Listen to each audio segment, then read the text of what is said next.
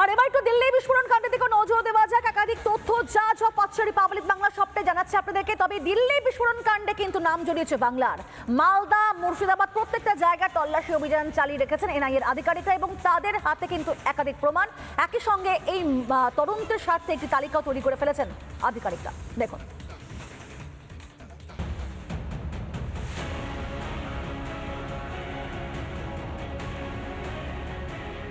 10ই November সন্ধেবেলা লালকেল্লার সামনে বিস্ফোরণ। সন্ত্রাসী হামলায় কেঁপে ওঠে দেশের রাজধানী। রাজধানীতে সন্ত্রাসবাদী হামলা, আর তাতেও এবার জড়ালো বাংলার নাম। কেন্দ্রীয় গোয়েন্দা সংস্থা সূত্রে যেটা জানা যাচ্ছে, একাধিক সীমান্তবর্তী এলাকাগুলিতে যে সমস্ত বিস্ফোরক কারবারিরা রয়েছে তাদেরকে খুঁজে বের করে নামের তালিকা তৈরি করা হয়েছে। সেই নামের তালিকা ধরে ধরে বিস্ফোরক কারবারিদের কাছে পৌঁছানোর চেষ্টা করছেন এনআইএর আধিকারিকেরা। তাদেরকে জিজ্ঞাসাবাদ করে দিল্লি বিস্ফোরণ কাণ্ডের যে মূল বিস্ফোরক সাপ্লায়ার তার খোঁজ পেতে চাইছেন এনআইএর আধিকারিকেরা। বাংলার একাধিক জেলায় তল্লাশি। মুর্শিদাবাদ, মালদা, উত্তর দিনাজপুরে তল্লাশি। 6 থেকে 7টি জেলায় তল্লাশি। তদন্তকারীদের হাতে বিস্ফোরক কারবারিদের নাম। তৈরি হয়েছে বিস্ফোরক কারবারিদের নামের তালিকা। কারবারিদের খোঁজে চলছে তল্লাশি।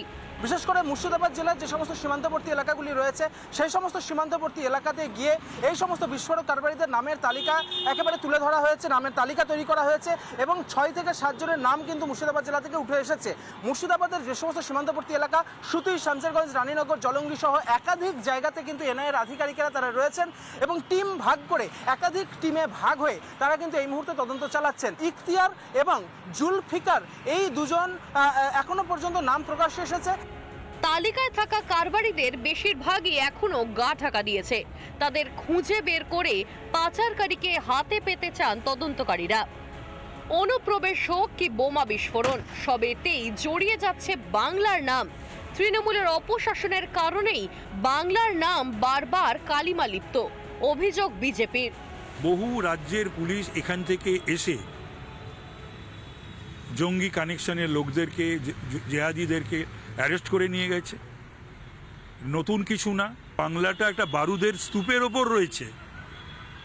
আর বাংলার সরকারের, বাংলার পুলিশের, কলকাতা পুলিশের কোনো হেলদোল নেই।